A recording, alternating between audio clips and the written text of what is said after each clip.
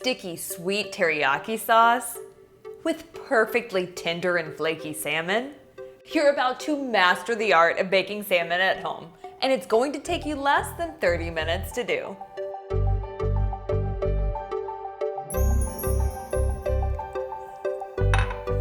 Hey there, I'm Lena Brazil, and you are watching Evolving Table, where we make good food that's also good for you, like this teriyaki glazed salmon, with a healthier homemade teriyaki sauce that gets drizzled over salmon fillets, and then baked in the oven until, y'all, it is literally so tender it will fall apart in your mouth. So let's go ahead and jump straight in and start cooking it up.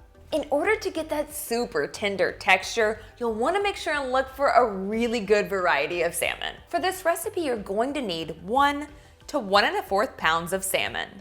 A fattier salmon, such as Atlantic, Verlasso, or King, will result in a juicier fillet, whereas a leaner salmon variety, such as Sockeye or Coho, will be a bit drier.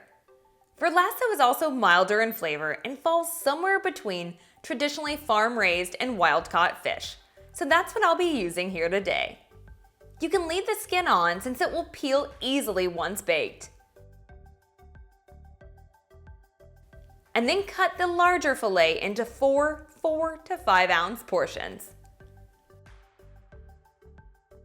Place the 4 fillets into a large 13 by 9 inch baking dish that has been sprayed lightly with nonstick cooking spray.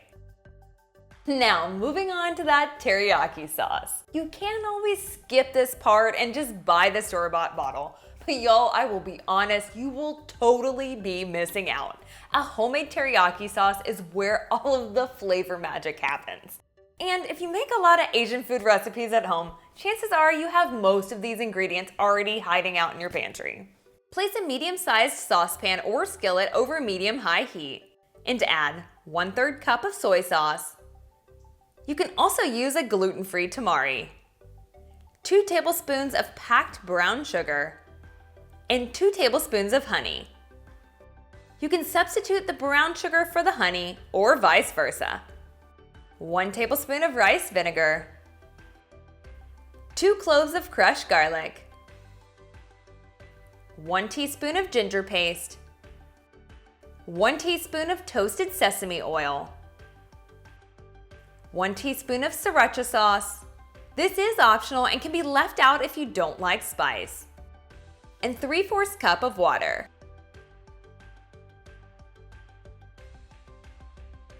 Bring the ingredients to a boil, and then reduce the heat to low. Simmer for 1 to 2 minutes, whisking occasionally, or until the sugar begins to dissolve. While our sauce is simmering, we'll quickly whip up what's called a starch slurry. If you've ever tried just throwing in a bit of cornstarch into a hot sauce, you know that it ends up in a clumpy mess. So instead, what we're going to do is add 2 tablespoons of cornstarch to a small bowl, along with 2 tablespoons of warm water. Whisk the slurry together until it is smooth and there are no large clumps remaining. This is a great trick to keep up your sleeve anytime you need to thicken up a sauce, gravy, or even a soup. Once the sugar has dissolved, pour in the starch slurry. Whisk the sauce for 2 to 3 minutes over low heat, or until it has thickened to your desired consistency.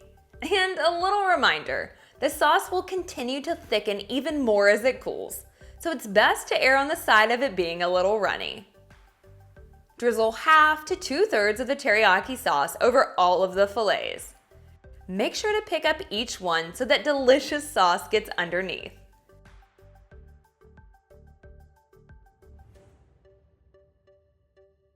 Bake salmon uncovered in a preheated 400-degree oven for 13 to 16 minutes.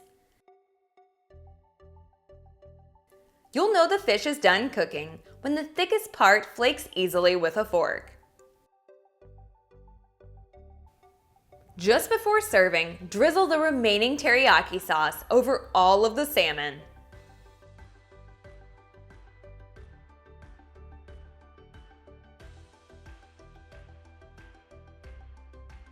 and sprinkle on some toasted sesame seeds and green onions.